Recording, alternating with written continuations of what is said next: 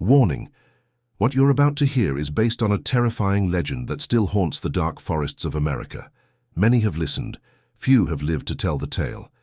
If you hear someone whisper your name, do not answer. Stick around, because the last 5 minutes might just keep you up all night. If you love true horror and chilling legends that crawl into your dreams, subscribe now, before the Whisper Man finds out you are here, and don't forget to hit the bell. He doesn't like to be ignored. In the dense, forgotten heart of the Appalachian woods lies a cursed stretch of land known as Ash Hollow. Locals whisper tales in hushed tones, warning outsiders never to step foot past the rusted iron fence that guards the tree line. The forest is old, they say, older than the town itself, and within it roams something ancient and hungry. They call it the Whisper Man. No one knows his face, only his voice, a soft, hypnotic whisper that calls your name from the shadows. It is said, if you hear him and answer, your soul is his. Generations have feared him, passing down stories by firelight, warning children never to stray too far into the woods after dark. Some claim the Whisper Man was once human, a settler who lost his mind in the endless wilderness, cursed to wander forever.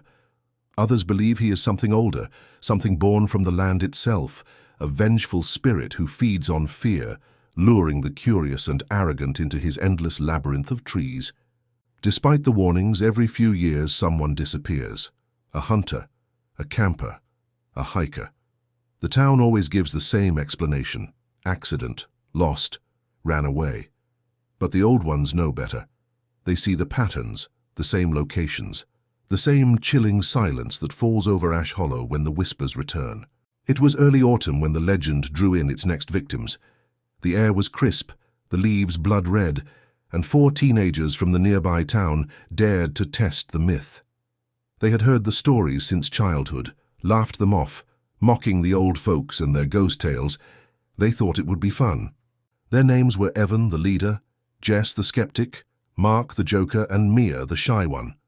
Armed with flashlights, cameras, and teenage bravado, they crossed the iron fence under the cover of night, filming their every step for a social media stunt. They wanted to prove the Whisper Man wasn't real. As they ventured deeper, the air grew heavy, filled with a suffocating stillness. The forest swallowed their laughter, replacing it with an eerie, unnatural quiet. Even the insects and birds seemed to vanish, as if the entire world held its breath, waiting, watching from the darkness beyond the trees. They followed a narrow deer trail, the ground soft beneath their boots, the shadows stretching like claws across the path. They joked, tried to hide their unease, but each step felt heavier, as if the forest itself resisted their presence, pulling them deeper into its cursed heart. And then, the first whisper came, a soft, barely audible sound like a lover's breath brushing the back of the neck. Evan froze, eyes wide. He thought he heard his name, faint and delicate, drifting on the wind. But when he spun around, the others only laughed, calling him paranoid. But it wasn't the wind. It was something else, something patient, something ancient. And it had finally noticed them. As they pushed further in, the woods grew darker, as if the moonlight itself refused to touch the cursed soil. The air turned colder, thick with the scent of damp earth and decay. Mia clutched Mark's arm, her instincts screaming that something was wrong. But Mark only laughed, brushing it off as nerves. They set up their camp near an old rotting cabin they found hidden among the trees. Its wood sagged with age, the windows broken, the door hanging by a single rusted hinge. They filmed themselves exploring it, mocking the warnings carved into the door. "Leave if you hear your name." Night fell heavy and fast, the darkness absolute. Their campfire barely pushed back the suffocating black. They told ghost stories, trying to laugh off the creeping dread clawing at their spines. But the forest didn't laugh. The forest listened. And then the whispers began again. Soft at first, like the rustling of leaves, then clearer, more distinct. Jess heard it first this time. Her name, whispered sweetly from beyond the trees. She stood, scanning the shadows with trembling hands, but saw only empty darkness. "It's just the wind," she muttered, but her voice wavered. Evan, growing uneasy, ordered them to stay by the fire. But curiosity gnawed at Jess. Against their protests, she stepped into the woods, flashlight beams slicing through the black. Her friends called her back, but she didn't answer. The whisper was louder now, leading her deeper, deeper. Moments stretched into agonizing silence, and then a scream shattered the night, raw, terrified. It was Jess.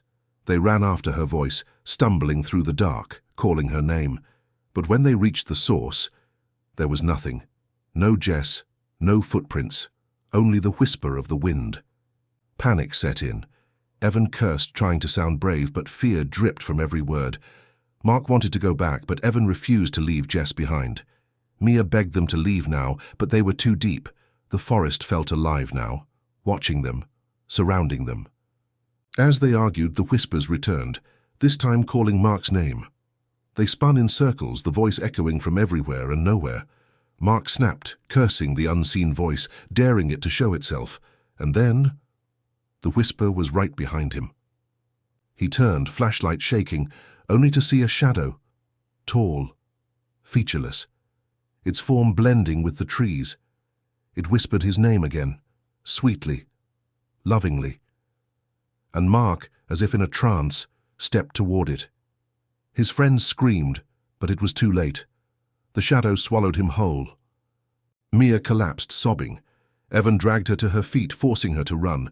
They stumbled blindly through the forest, but no matter where they turned, the trees looked the same, the path looping endlessly. And always, the whispers followed, relentless, seductive, calling them by name. Hours passed, or was it minutes? Time lost meaning in that suffocating darkness. Exhausted, they found themselves back at the rotting cabin, as if the forest itself mocked them. The whispers grew louder now, closer, circling them like wolves. Evan barricaded the door, but deep down he knew it wouldn't hold. Inside the cabin, the air was ice cold, thick with the stench of rot and old blood. The walls were covered in scratch marks, names, hundreds of them, carved in desperation. Mia sobbed as she traced them with trembling fingers. Some were fresh, some bled. Suddenly the whispers stopped. Silence crashed over them like a suffocating wave. They thought for a moment they were safe. But then a single, loud knock echoed from the door. 3 slow knocks, deliberate, patient. Mia whimpered. Evan clenched his jaw, holding his breath. The door creaked open on its own. Beyond it, nothing but darkness. Evan shined his light, but it flickered, sputtering as if suffocated by the air itself. Then the whisper returned, but louder now, inside their heads, drowning out their own thoughts. Mia screamed, clawing at her ears, tears streaming down her face. Evan pulled her up, dragging her into the night. They ran, blindly, tripping over roots, crashing through branches. The forest twisted around them, reshaping itself, leading them back, always back, to the cabin. But this time, it wasn't empty. Inside stood the Whisper Man. His form was shadow, his face a void. From his mouth, their names dripped like venom. Evan froze, paralyzed by terror. Mia screamed his name, but Evan only heard the whisper. And then Evan answered. His voice was barely a whisper itself. The moment his name escaped his lips, the Whisper Man smiled, and Evan vanished, consumed by the dark. Mia collapsed, alone now, the whispers still crawling under her skin, poisoning her mind. Mia wandered the forest for what felt like days, the voices relentless, breaking her piece by piece. She stopped eating, stopped thinking, her body moving on instinct, driven only by terror and exhaustion. She no longer knew what was real. When they finally found her days later, she was barefoot, covered in scratches, her eyes hollow, vacant. She wouldn't speak, wouldn't move, only sat, rocking, whispering her own name over and over, as if trying to remember who she was. The town hushed up the incident as they always did. The woods claimed more victims, and the old iron fence stood guard once more. But the legend of the Whisper Man grew stronger, feeding on the fear, the whispers spreading far beyond Ash Hollow. Mia was placed in a psychiatric ward, but she never recovered. Doctors called it trauma-induced psychosis, but the old folks knew better. They said she was marked now. The Whisper Man never lets go once he's touched you, and every night, Mia heard him. Locals spoke of strange sightings in the woods, shadows moving against the wind, voices calling from nowhere. Some said they saw the teenagers' faces in the trees, their mouths stretched in silent screams. The forest had claimed them forever. Years later, hikers still vanished. Tourists ignored the warnings drawn by the legend. The cycle continued, and the forest fed, each victim adding another voice to the endless chorus of whispers that haunted the cursed woods of Ash Hollow. Some say if you stand by the old fence at midnight, you can hear them. The names of the lost drifting on the wind, soft, inviting, promising. And if you answer, you'll join them, lost forever in the Whisper Man's domain. But the most chilling part of the legend isn't the creature itself. It's the fact that the Whisper Man never leaves the woods.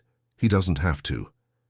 The fear spreads on its own, infecting anyone who hears the tale, because the Whisper Man's greatest weapon is your imagination, and once you believe, once you fear him, he's already inside you, whispering, waiting, hungry. So the next time you hear your name in the dark, don't answer, don't even look. Keep walking, keep breathing, pretend you never heard it, because once you acknowledge the Whisper Man will never stop calling you. And Mia? She's still alive, somewhere. But she's not really Mia anymore. She's part of the forest now. Another voice in the shadows, another whisper in the night. Forever lost, forever haunted. They say Ash Hollow is a dead town now, abandoned, forgotten. But sometimes at night, if you listen closely, you can hear them, the voices, the names, calling, waiting for the next soul foolish enough to cross the fence, because legends never die.